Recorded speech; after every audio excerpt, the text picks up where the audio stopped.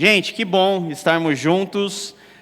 Também é muito bom nós podermos começar esse novo ciclo de estudo, lendo o Apocalipse com responsabilidade. Já durante várias semanas, nós temos nas nossas pregações pregado a palavra de Deus nas cartas do Apocalipse, e você vai entender um pouquinho melhor o contexto geral onde essas cartas têm o seu valor e também pontos importantes de Apocalipse de João. O objetivo, embora a capa seja uma coisa meio fantasmagórica assim, né, meio Game of Thrones, o objetivo do nosso estudo é fazer com que você perca o medo de Apocalipse, porque o Apocalipse é um negócio muito bom, é um negócio, a nata da nata que a gente tem na palavra de Deus, e você também criar a esperança e a expectativa desse fim, que para nós não é apenas um fim catastrófico, mas é um novo começo, é o começo da nossa verdadeira história.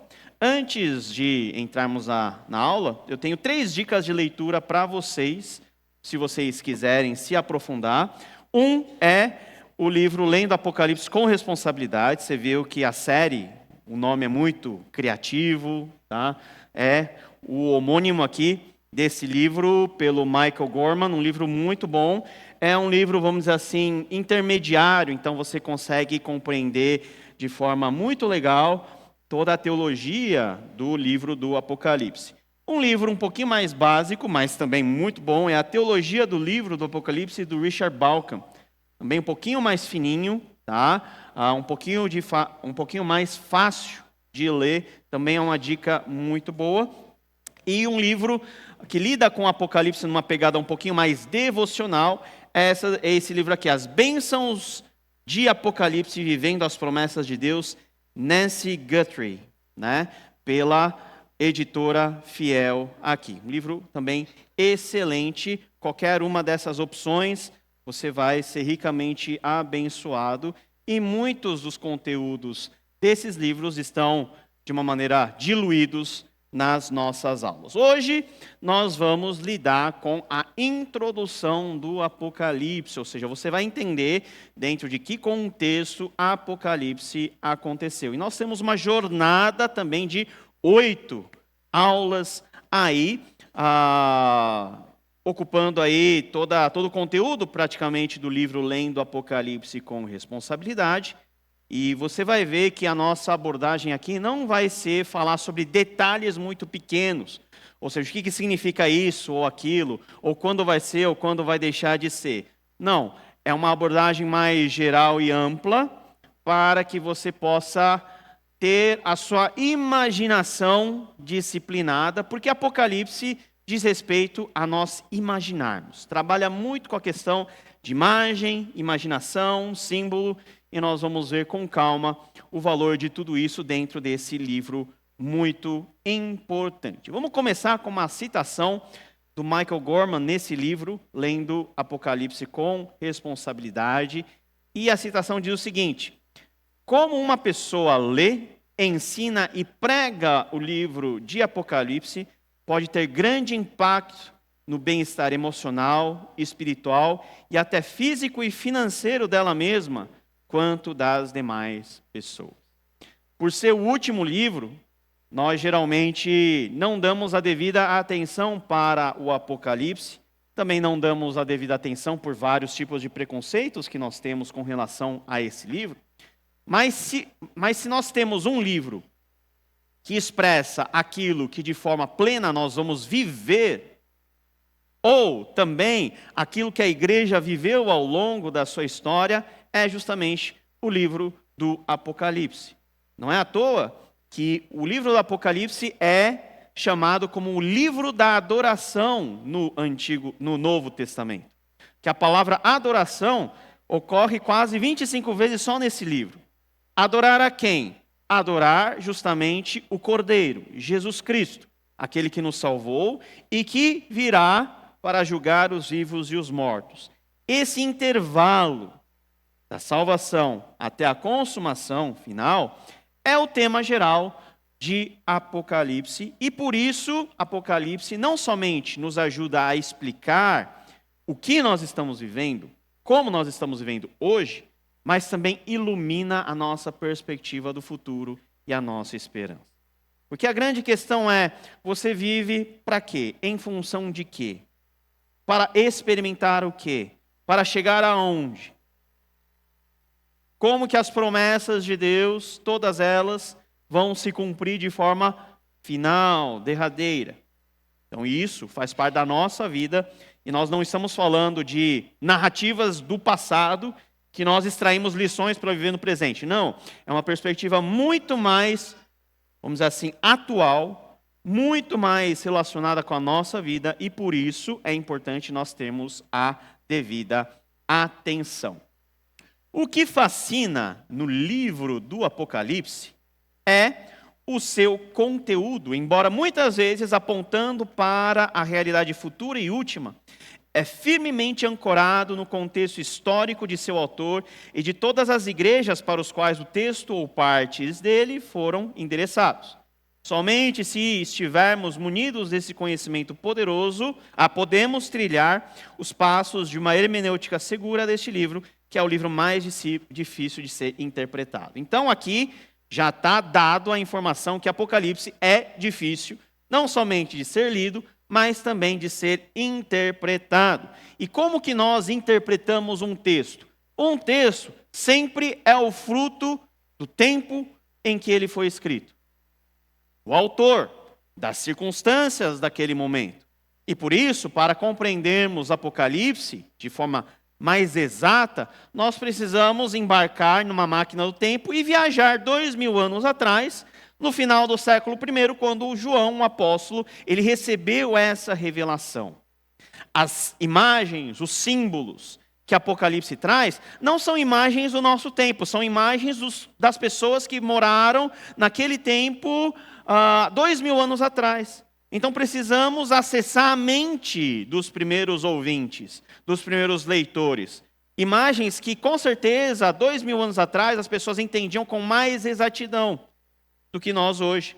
Porque a imagem, ou as imagens que o Apocalipse trata, não são imagens propriamente do nosso tempo.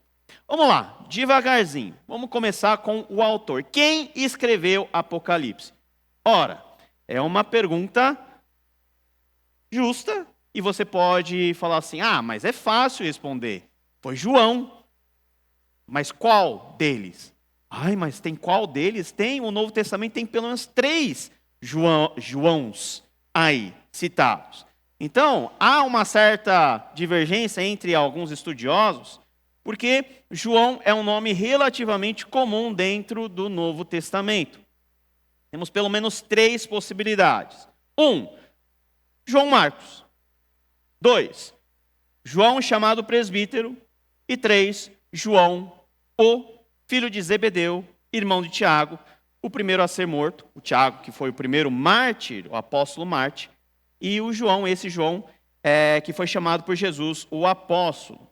Mas o consenso, embora haja algumas coisas, que alguns estudiosos eles apontam, é que a maioria dos estudiosos diz que o apóstolo João, o irmão de Tiago, filho de Zebedeu, esse escreveu o Apocalipse no final do 1º século, provavelmente durante a parte final do reinado do imperador Domiciano, que morreu em 96, e o imperador Domiciano foi aquele que degredou, ou seja, mandou João prisioneiro para um lugar longínquo que é a ilha de Patmos, certo? E lá João recebeu essa visão. De todos os 12 apóstolos, João foi o único que não morreu um martírio. Ele morreu de causas naturais, e João, pelo que nós temos evidência, teve uma vida assim longa, vivendo quase 100 anos de idade. Então, Apocalipse 1:9, eu, João, irmão e companheiro de vocês no sofrimento, no reino e na perseverança em Jesus, estava na ilha de Patmos por causa da palavra de Deus e do testemunho de Jesus. Esse é o testemunho que o próprio autor dá sobre si.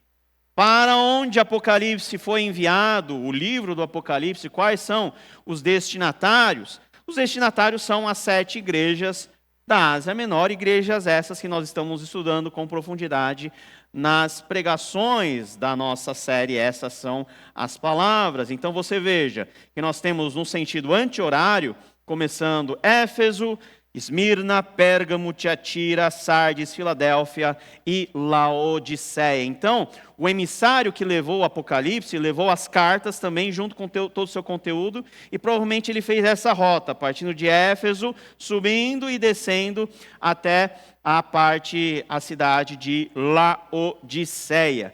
E, como nós vimos, essas igrejas têm todo um contexto específico delas. A igreja em Éfeso, Sardes e Laodiceia estavam mostrando sinais de letargia espiritual. Pérgamo tinha um mártir chamado Antipas. Tiatira e Filadélfia foram elogiados por causa de sua perseverança diante da perseguição. Esmirna estava enfrentando situações de perseguição.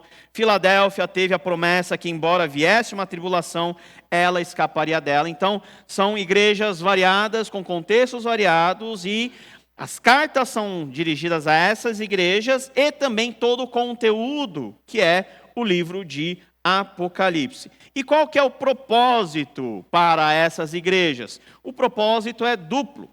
Despertar aquelas igrejas acomodadas a se esforçarem no Senhor, propósito 1. E propósito 2, o quê? Consolar aquelas que estão passando por tribulações a manterem sua fé firme na esperança inabalável do retorno de Jesus. Então o Apocalipse tem essa tensão no ar. O que você está vivendo hoje em função daquilo que você vai viver no porvir. Aquilo que governa a sua esperança é aquilo que te dá forças para viver o presente. E não é o cara vivendo no hoje se preocupando com o que vai acontecer no futuro. Apocalipse lida com uma dinâmica diferente. A convicção do que vai acontecer no futuro governa a nossa vida hoje. Então, como nós vivemos hoje? Não é preocupado com o que vai acontecer ou com o que vai deixar de acontecer, como vai acontecer no fim de todas as coisas. Nós já partimos do pressuposto da vitória última de Jesus Cristo, da ressurreição da carne, de novos céus e nova terra. E isso faz com que o nosso presente seja transformado. Então nós trazemos aquilo que está lá no futuro incerto para vivermos hoje como a nossa convicção. Em outras palavras, é aquilo que define a nossa vida, dá norte à nossa existência. Por isso que Apocalipse não é um livro que fala só do futuro. Embora essa parte é o que mais traga curiosidade. Todo mundo quer saber o que vai acontecer no futuro. Quem é a besta, né? Quem é o anticristo. Mas isso é muito secundário diante da esperança da vinda e do retorno e da vitória última de Jesus de Nazaré. Nós temos aí também, ao vislumbrarmos quem escreveu e para quem Apocalipse foi escrito, a necessidade de entendermos um pouquinho o contexto histórico que João viveu naquele momento. E naquele momento, nós temos a questão do Império Romano dominando todo mundo. E esse Império Romano impôs vários desafios para os cristãos que viviam naquele momento. Pelo menos 3 desafios. Desafio número 1. Simultaneamente às situações das igrejas locais, vemos por meio do Apocalipse a forma pela qual Roma havia se tornado um mega império que promovia a sua pax. Lembra da expressão pax romana? Então, essa pax romana é a estabilidade do Império Romano na sua extensão máxima. Então você pode ver na área verde o quanto que, até onde os limites do Império Romano se estenderam diante de uma perspectiva mais global. Então é um dos impérios mais extensos do mundo. E o objetivo dos romanos era impor o seu modo de vida e ter uma estabilidade política dentro das suas fronteiras. E isso nós chamamos de pax romana, ou seja, a paz romana. Mas a paz é paz só no nome, porque é uma paz que é fruto da ação violenta dos romanos para dominar os povos que estão debaixo do seu tacão de poder, inclusive os judeus, que por várias vezes sim surgiram. Então você tem esse desafio de termos um grande império, um grande governo, que impõe às pessoas uma certa forma de vida, um certo padrão de vida, e o cristianismo é, dentro desse contexto, algo subversivo, algo revolucionário. A própria linguagem usada por João, e também de Pedro, chamando Roma e o Império Romano de Babilônia, refere-se ao seu grande poder, é uma referência ao seu grande poder, mas também é uma referência à condição moral detestável do Império Romano, diante do Evangelho que é crido e vivenciado pelos discípulos de Jesus.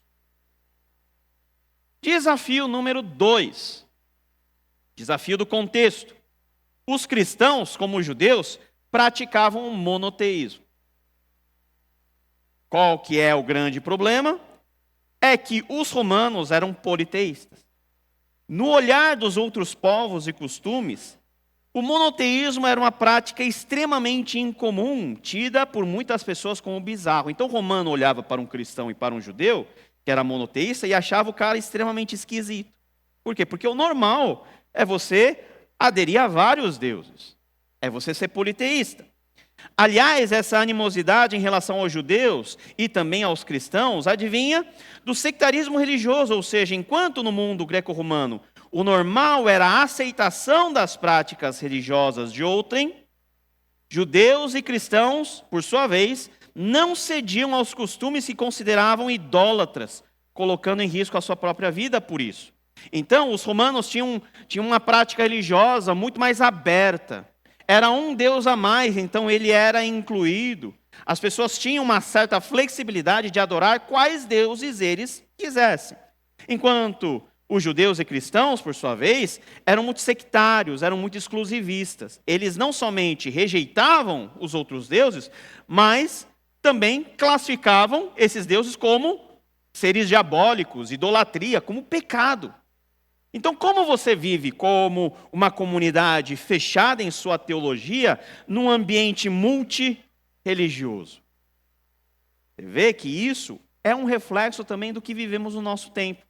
A pergunta é, como que nós vivemos o Evangelho numa sociedade onde o Evangelho é apenas uma forma de se viver?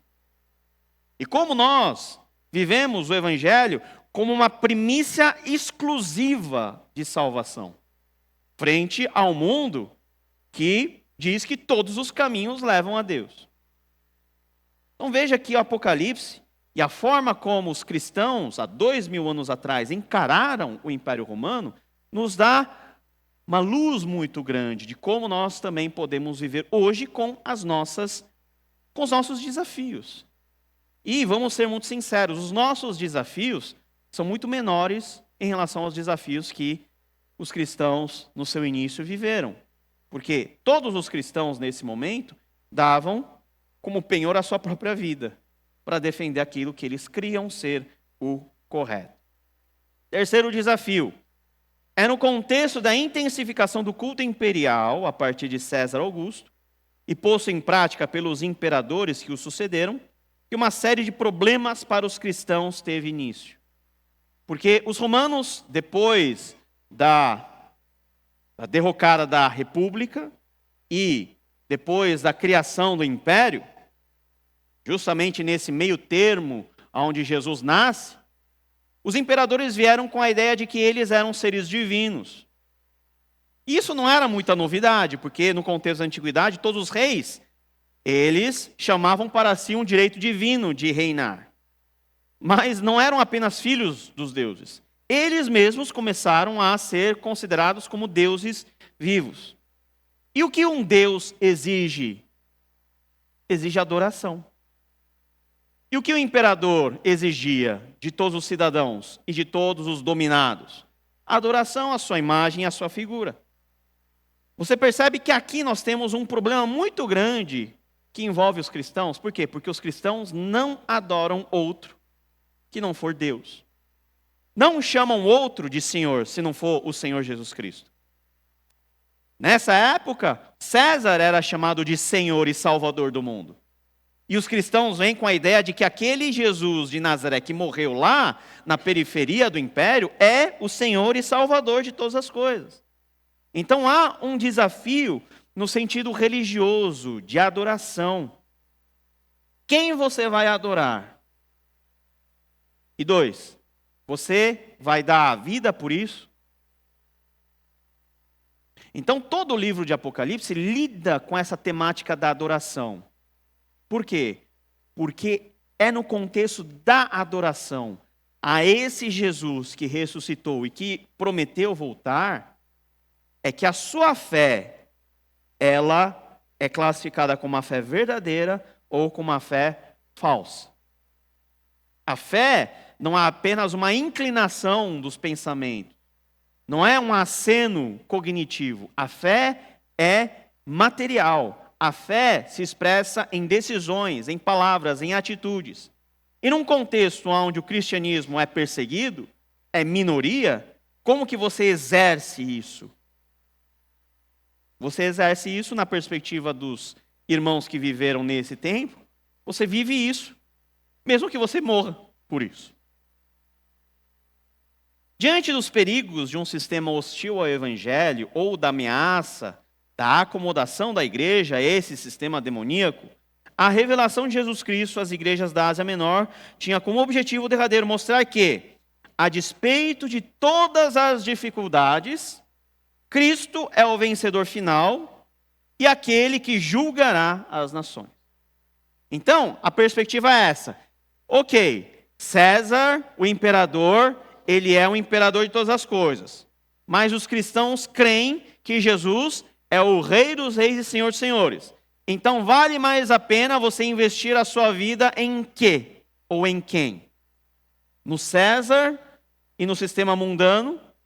Ou em Jesus, que tem a última palavra sobre todas as coisas?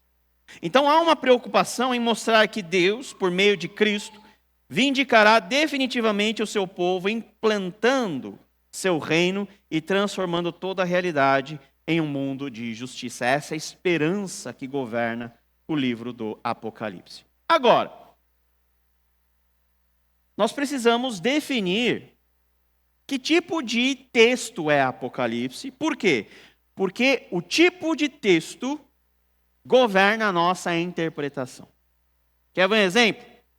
Poesia. Poesia. Como você interpreta uma poesia? Amor é fogo que arde sem se ver. Né?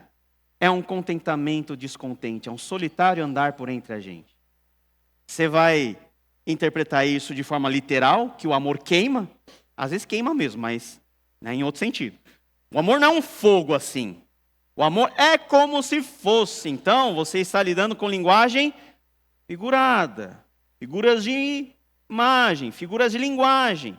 E você tem que fazer a devida correção interpretativa para saber do que o poeta está falando.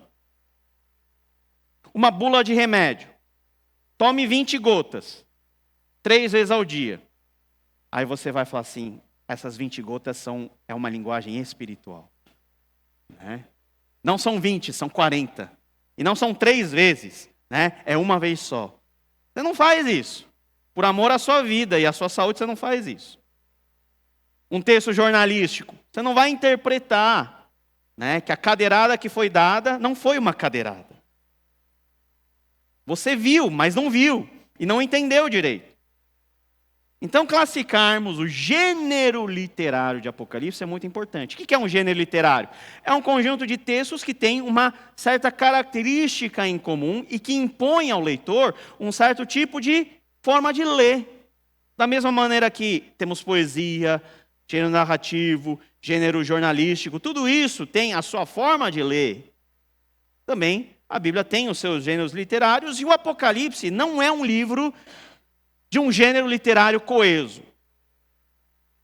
A dificuldade no livro de Apocalipse é que em Apocalipse nós temos a mistura de pelo menos 3 gêneros literários, que às vezes acontecem junto e tudo misturado. O primeiro gênero literário é o gênero das cartas. Segundo gênero literário é o gênero de literatura profética e o terceiro é o de literatura apocalíptica. Então tudo isso acontece dentro do Apocalipse. Vamos começar com carta? Carta é mais tranquilo, né? Eu sei que hoje ninguém mais manda carta, ninguém mais vai ao correio, ninguém mais compra selo. Essa época legal já passou. Hoje é tudo WhatsApp, hoje é tudo mensagem. Mas existiu uma época em que nós aprendemos a mandar carta na escola. Os meus filhos, eu acho que nunca vão aprender isso. Eu aprendi o que era remetente, destinatário, aonde que no envelope você escrevia, como você começava uma carta, você colocava lá Campinas, 6 de outubro de 2024, prezado X, né? Aí vai a carta, depois tem as saudações, tem uma forma que fala de uma estrutura, um tipo de texto, que é o gênero epistolar. Epístola e carta, é a mesma coisa, é a mesma coisa.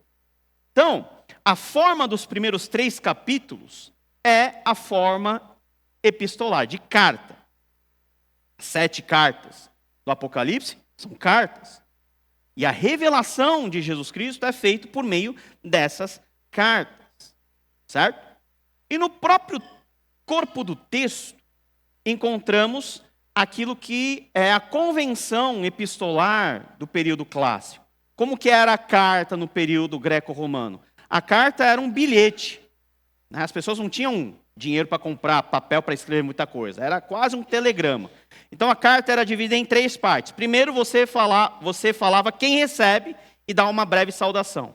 Depois você coloca o desenvolvimento daquilo que você quer comunicar e, por fim, você dá uma saudação final. Todas as cartas do Novo Testamento têm mais ou menos esse tipo de formatação. Primeiro vem quem manda e para quem a carta vai ser enviada. Depois tem o desenvolvimento da carta, depois tem uma conclusão epistolar. Todas as cartas do Apocalipse são feitas dessa maneira. Quem que é o grande remetente da carta? Jesus. Quem que é o destinatário? Cada igreja da Ásia Menor. E nós vemos isso particularmente no capítulo 2 e no capítulo 3 de Apocalipse. Mas o que essas cartas lidam? João lida com igrejas vivendo problemas reais. Então o Apocalipse não é aquele tipo de livro que João estava lá na ilha de Patmos, um lugar muito bonito, no meio da praia, tomando água de coco, entediado, esperando a morte chegar. Fala assim, o que eu vou fazer? Eu vou mandar uma carta lá para os irmãos em Éfeso. E como eu não tenho nada para fazer, vou dar uma bronca para ele. Só para não perder o costume. Não. As cartas são respostas a problemas pontuais. Todas as cartas do Novo Testamento são assim. João vislumbra muitas coisas referentes à realidade espiritual, em linguagem figurada, que apela à nossa imagética, sobre coisas que aconteceriam no mundo na época do fim, na época do retorno de Jesus Cristo. Ao dirigir-se às igrejas em forma de cartas, o apóstolo transmite a revelação sobrenatural de Jesus Cristo, que influencia a vida cotidiana de cada comunidade que estava vivendo problemas reais, como heresias, perseguições, etc.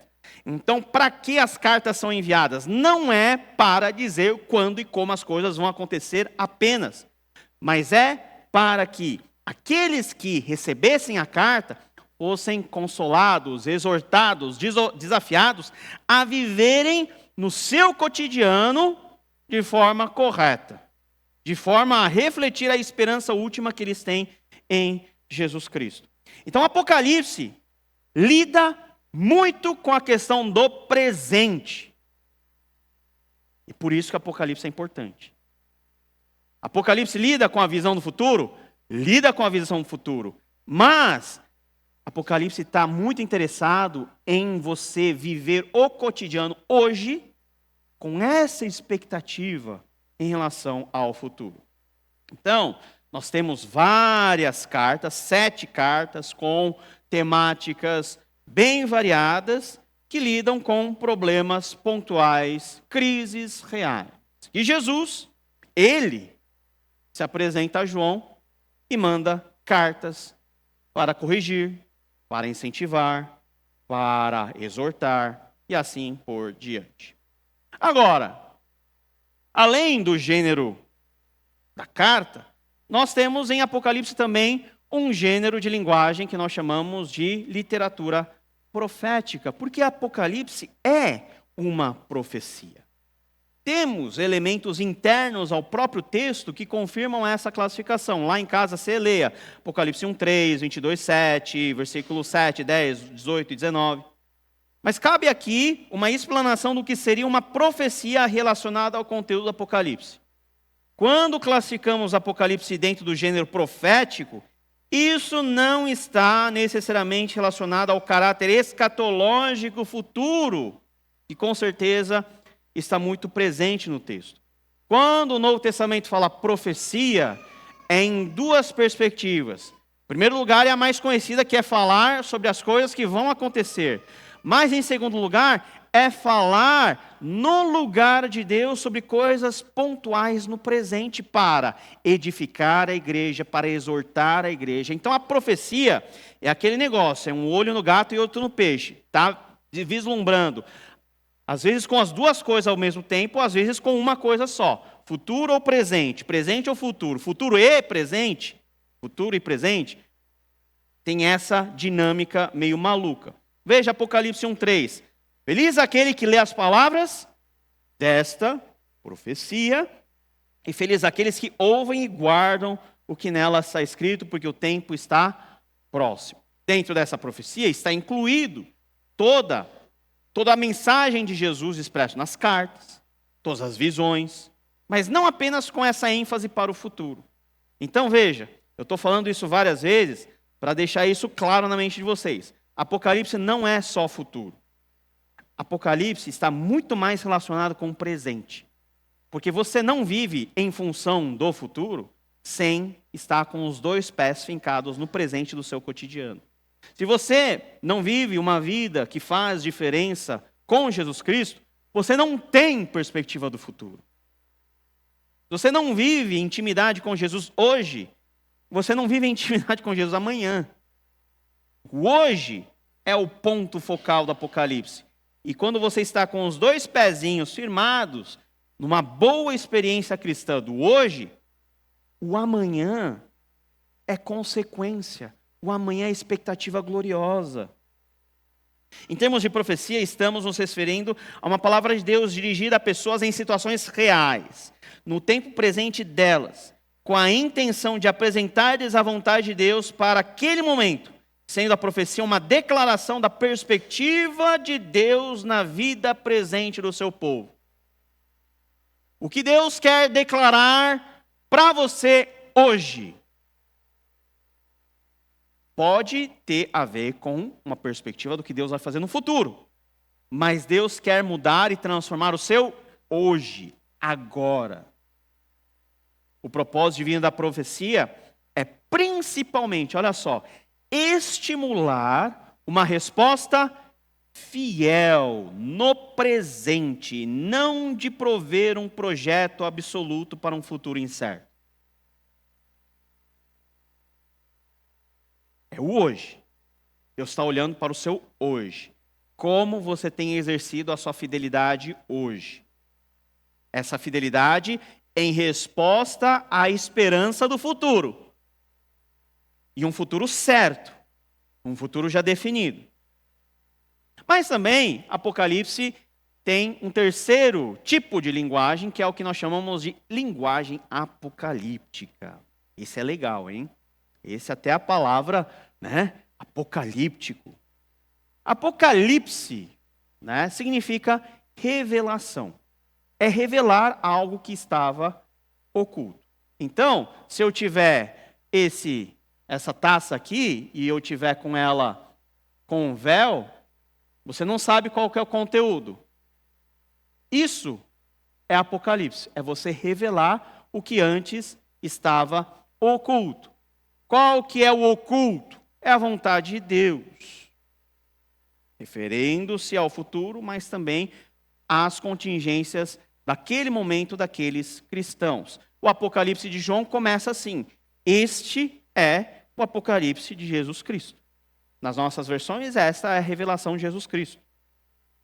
O termo Apocalipse passou a ser utilizado a partir do advento do cristianismo. Apesar da apocalíptica, da literatura apocalíptica não ser uma novidade, muitos eruditos acreditam que o movimento apocalíptico é recente dentro da história do judaísmo, fortemente desenvolvido no judaísmo tardio, de maneira que o próprio Novo Testamento foi muito influenciado. Com base na sua estrutura e linguagem geral, o Apocalipse de João pode também ser classificado como uma expressão cristã alinhado ao gênero apocalíptico judaico mais amplo. Então, antes do Novo Testamento, nós temos vários textos que os judeus escreveram com essa linguagem apocalíptica. E Apocalipse de João, o texto do Novo Testamento, é um certo tipo de reflexo dessa tendência que as pessoas tinham.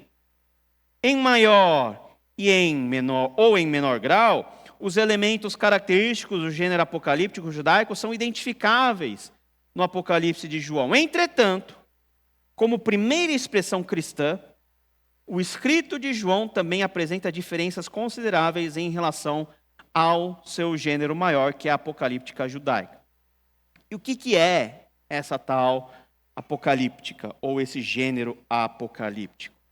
O J.J. Collins, que é um dos eruditos mais respeitados no mundo nessa matéria, ele diz o seguinte: literatura apocalíptica é um gênero de literatura revelatória com estrutura narrativa no qual a revelação de um receptor humano é mediado por um ser sobrenatural, desvendando uma realidade que tanto é temporal, na medida em que se vislumbra a salvação escatológica, como espacial, na medida em que envolve o outro mundo. Entendi nada, pastor. Eu demorei também para entender. Então, vou explicar para vocês. Pensem em Apocalipse. Apocalipse tem muita coisa doida acontecendo. Quais são as coisas doidas acontecendo? É que tem muito ser espiritual. É anjo que sobe, é anjo que desce. Tem mais anjo do que entregador de iFood. É anjo para tudo quanto é lado. E as informações sobre Deus são meio que mediados por esses seres espirituais. A própria presença do Jesus ressurreto está lá. E quando você lê Apocalipse, você está lendo uma narrativa. É aquilo que acontece de forma narrativa. Tem princípio, meio e fim, toda a história do Apocalipse. Tem as sequências dos selos, das taças, das maldições, do cavaleiro, do dragão, da besta. Tudo isso não é coisa aleatória que vai pulsando no texto. Não, tem uma narrativa, tem uma forma de se contar essa visão. Então, esse tipo de literatura que nós chamaríamos hoje de literatura fantástica, uma literatura espiritual e uma literatura altamente simbológica, é o que é o Apocalipse. Para que tudo isso? Aí que está. Imagina os cristãos vivendo naquela miséria, sendo perseguidos, sendo mortos, sendo dilacerados nas arenas romanas. O que dá a esperança desse cristão viver o dia seguinte, sem desanimar? Você não pode falar publicamente que você é crente, senão você vai morrer. Você não pode se reunir publicamente, senão você vai morrer. E aí? Qual que é o gosto de viver? Então, para essas pessoas que estão vivendo uma situação inimaginável de dificuldade, Jesus Cristo abre a visão dos céus, para que por meio da imaginação dessas pessoas, elas possam vislumbrar que para além desse sofrimento intenso e às vezes necessário que eles estão vivendo aqui no mundo, está uma perspectiva de um mundo glorioso, onde Cristo com poder e glória vai reinar sobre todas as coisas, onde não haverá mais lágrima para ser vertida, onde não haverá mais doença, onde não haverá mais perseguição. E essa visão ela é aberta nos céus para João, e João narra essa visão para que os cristãos, diante da majestade daquilo que é narrado como visão, possam ter esperança aos seus corações que dias melhores virão. Deus prometeu aquilo. Então, vamos permanecer firme. Se for necessário, nós morremos por Jesus, porque essa visão, essa revelação, ela é tão maravilhosa, ela é tão grandiosa, que vale a pena eu passar por isso aqui para chegar lá. Por isso que tem anjo, por isso tem imagens maravilhosas. Você vê o trono do Cordeiro num lugar alto e sublime. Mas aqui a gente precisa fazer uma correção em termos de terminologia. Ser apocalíptico não é necessariamente ser escatológico. Então tem gente que confunde apocalipse com escatologia. Apocalipse não significa fim do mundo. Escatologia significa o estudo das coisas do fim. Mas o gênero apocalíptico, ela fala de uma realidade escatológica. O gênero apocalíptico está mais relacionado ao registro das revelações divinas feitas ou pelas palavras do próprio Deus, ou por meio de seres espirituais, no contexto de momentos agudos de crise e dificuldade que o povo de Deus ou a igreja estavam vivenciando.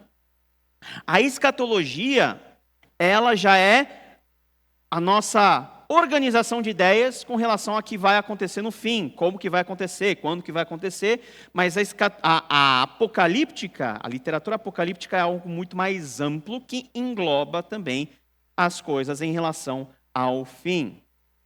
Em termos gerais, a despeito da complexidade de classificar o Apocalipse de João, porque ela é carta, profecia e apocalipse, o que nós podemos dizer em relação, então, ao gênero literário geral de João?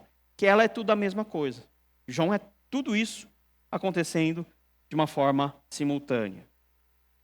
Essa literatura se trata de uma epístola circular em sua forma estrutural, e quanto ao conteúdo, uma literatura apocalíptica, profética. Então, uma carta circular, ou seja, uma mensagem que era compartilhada na igreja, mas que tem uma mensagem apocalíptica e profética.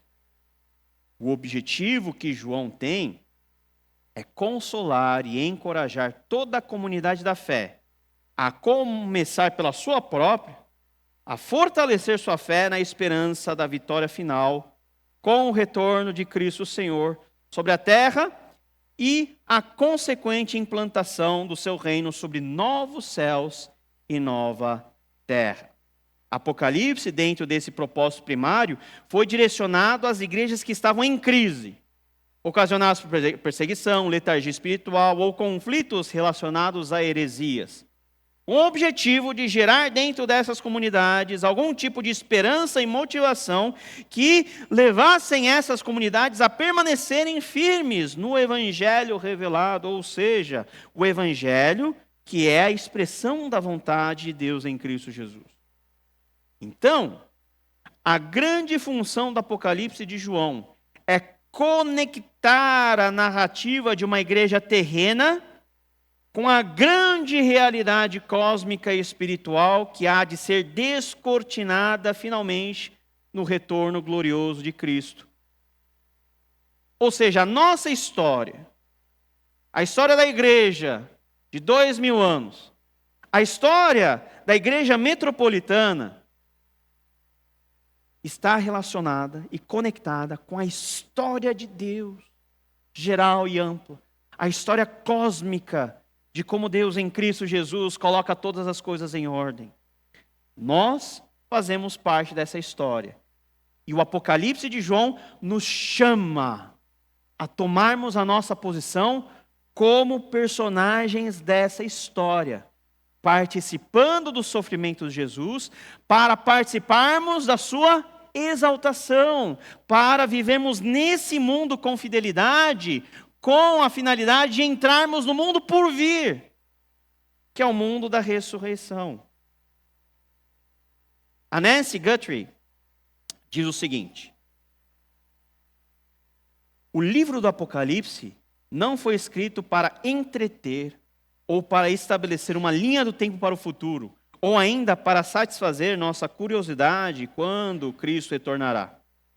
Apocalipse foi escrito para fortificar os cristãos de forma que possam viver no mundo, suportando o tratamento duro e a alienação, com uma firme confiança de que este mundo não é tudo o que existe e de que o que pode parecer derrota dará vez à vitória. Tá aí. Este mundo não é tudo o que existe. Então, não vale apostar todas as suas fichas nesse mundo. Por quê? Porque esse mundo não é tudo o que existe. E o que parece ser a nossa derrota, um dia vai ser transformada na nossa maior vitória. Não que derrotas não possam acontecer nesse mundo. Vai acontecer. Mas as derrotas desse mundo, comparadas com a vitória final que nós teremos, é algo que não se compara em termos de dimensão, de importância, de peso. Então, qual que é o convite? É que você leia.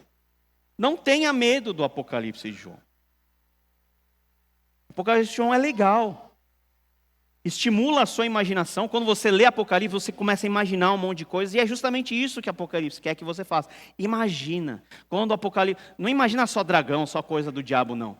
Mas quando você está lendo sobre o Cordeiro exaltado, imagina o trono exaltado de Jesus Cristo. Onde ele está sentado e governando o mundo. Imagina que esse Cristo está governando você. Imagina que quando parece que a história vai sair do eixo e vai degringolar, esse Cristo assentado no trono não vai deixar as coisas degringolarem. Que tudo vai ser conduzido de maneira ordeira ao cumprimento do propósito final de Deus. Então, durante essa série, durante esses 2 meses, lê Apocalipse. Lê 3 capítulos por semana. Só para você entender do que nós vamos falar. Lê com essa perspectiva. Mas leia também colocando em ação a sua imaginação. Imagina. Não é para você digitar o texto Apocalipse e falar para o chat GPT gerar uma imagem. Imagina. Porque imaginar aqui é muito mais legal. Você pode imaginar do jeito que você quiser. Governado pelo texto, mas você tem a liberdade. E é isso, gente. A Apocalipse narra muitas coisas que mexem e estimulam a nossa imagem, a nossa imagética, como nós lidamos com símbolos. O Wendell Berry diz o seguinte: a imaginação é a nossa porta de entrada para a imaginação divina, permitindo-nos ver integralmente, de modo pleno e incorruptível, aquilo que percebemos de modo disperso, como algo organizado, coisas que percebemos como aleatórias. O pecado nos impõe um TDAH assim, espiritual muito grande, que a gente fica todo desfocado. A gente consegue focar naquilo que é importante. Mas quando nós disciplinamos a nossa imaginação, nós passamos a vislumbrar, guiados pelo texto, como que Deus em Cristo Jesus vai trazer todas as coisas ao fim. Esse Cristo que é descrito como o Cordeiro imolado. Aquele que é digno de abrir os 7 selos. Aquele que morreu e ressuscitou. Aquele que está assentado no trono. Essa visão que Apocalipse nos convida a ter. Desse Jesus. Eu coloquei o Cordeiro porque eu não posso colocar Jesus, né? Então o Cordeiro está aí. Representa Jesus. Mas imagina Jesus sentado no trono, governando você. Gente, não vai ter nada que vai sair do controle dele, não. Pode ficar tranquilo, pode sair do seu controle. E às vezes é bom que saia mesmo. Mas o controle de Jesus, fica tranquilo. Você não vai morrer um dia antes do que Jesus estabeleceu para você. E nem um dia depois. Vai ser naquela vontade específica de Jesus. Que Deus nos abençoe